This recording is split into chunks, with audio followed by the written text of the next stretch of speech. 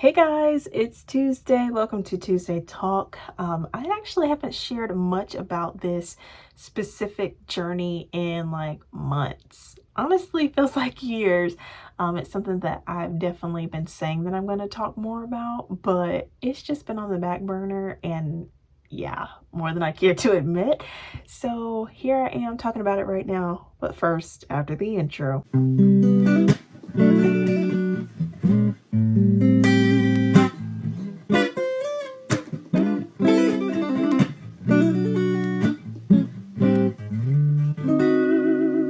So it has been 5 years, 8 months, 2 weeks, and 2 days since so far the most physically traumatizing days of my life, which was my scoliosis surgery. I just celebrated my 5th spine anniversary last summer in June. And I think one of the reasons, the main reason, honestly, why I have not shared a whole lot about this journey recently is because the journey, it's still ongoing, very much ongoing, but it's very inconsistent. There's so many things that I've learned along this journey that I never knew before until I experienced it all at different random times. And with me, scoliosis, it feels so rare because it's not talked about, but when you share your story and you discover people in communities that can relate or share the same experience and sentiment, like it makes you feel like you belong and someone understands and like gets you. When it comes to my experience and my journey, I went into this whole scoliosis ordeal at just 12 years old, throwing it all the way back to September 2018.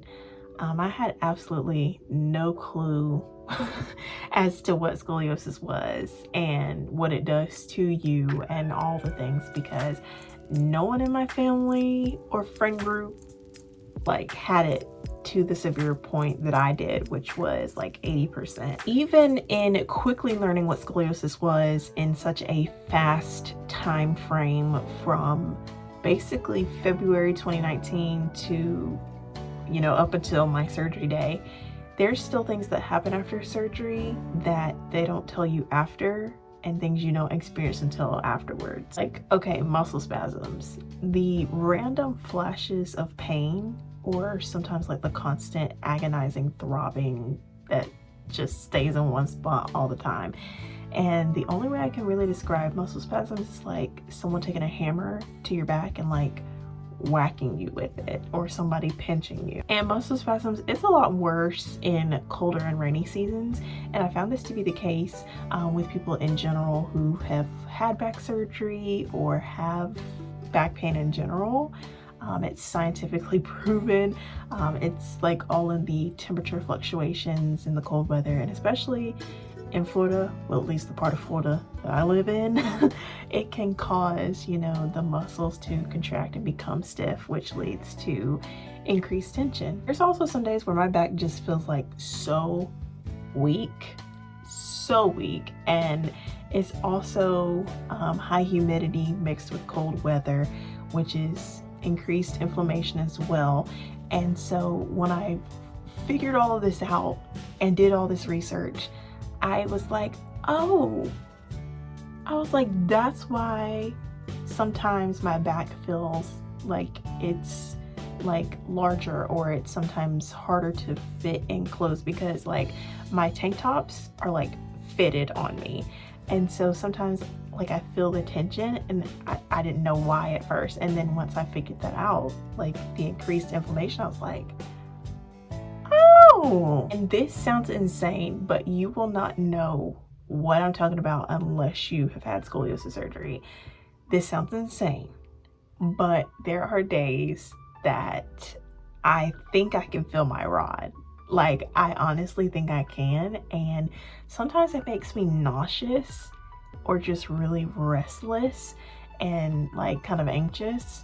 It's like no matter which way you turn, it just feels bad everywhere. I remember having a full-blown breakdown. This was the Sunday after Valentine's Day.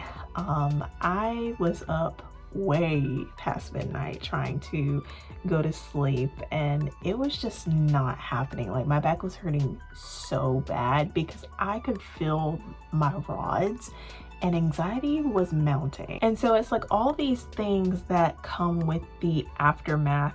It is a lot to go through, especially as a young adult, because it pulls you in so many different directions, and it is physically stressful, obviously, in the fact that you have things to do, but the energy sometimes is just not there. Not only is it just a physical struggle, it, like I said, it pulls you in different directions. So mentally it's a struggle in that area because you envision your current phase of recovery to be different because of how much time has passed by. Like I said earlier, it's been 5 years, 8 months, 2 weeks, and 2 days.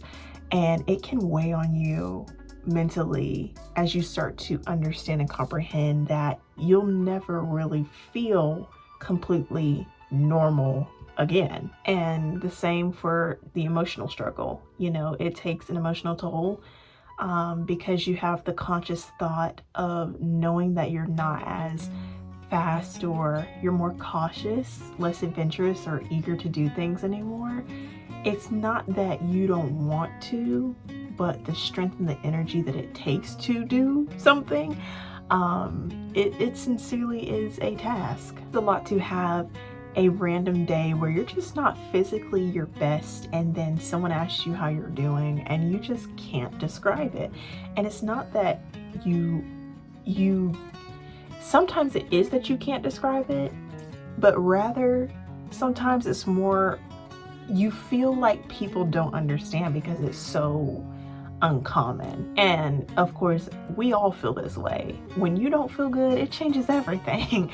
It really does. And I've had repeated seasons of when, you know, medication does not kick in like it's supposed to, you know, and now you're just like riding the wave, and you know, there's only so much your body can handle. And so when those hours of sleep are limited, then boom, here comes a whole nother thing called chronic fatigue. It's just an ever-changing state, which is why it's so hard to say what the journey is like, because like I said, it's inconsistent. For about a week and a half, this past week and a half, I've had like a bump on my scar, and y'all, it freaked me out. It legit freaked me out more than I care to admit. It didn't feel great at all. It looked disgusting, and my main biggest fear was just not wanting it to burst or pop because, yeah, my back had already been feeling super tight, and I was like, if this thing pops and it hurts, I cannot. So I have been super conscious of it and how I move. I try to keep off that side when laying in bed, or carrying my backpack on the opposite side and not leaning on things. And it's like on my lower back. And so it's just been this battle against myself to just relax and chill. So as of this week, it has gone down significantly, so it's less of a bother concern, but that definitely freaked me out for the past 2 weeks. This year is my last appointment for UAB, which is exciting, but it's also sad because I have an amazing doctor who did my surgery. He is like amazing. If you go back and you look in the scoliosis journey playlist and I talk about the whole journey and I bring up my doctor, y'all already know he is amazing. Like, he did such a good job. So knowing how emotional that this journey has been from start to currently, it's most likely going to be a last appointment filled with lots of emotions. It has definitely been a long 5, almost 6 years, and I am looking forward to the moment where everything just becomes on one level and I can feel like myself as much as I possibly can. There are days I feel amazing and wonderful, and other days could be better. But that's my current life update 5 years after scoliosis surgery. Thank you to everyone who has asked. I promise by no means that I've been ignoring the question intentionally, but as you can see, there's so many like different parts and pieces to the puzzle as it relates to this part of my life, and there's really just not one set answer for all of it. Thank you guys so much for letting me share what's been going on and just kind of where I've been.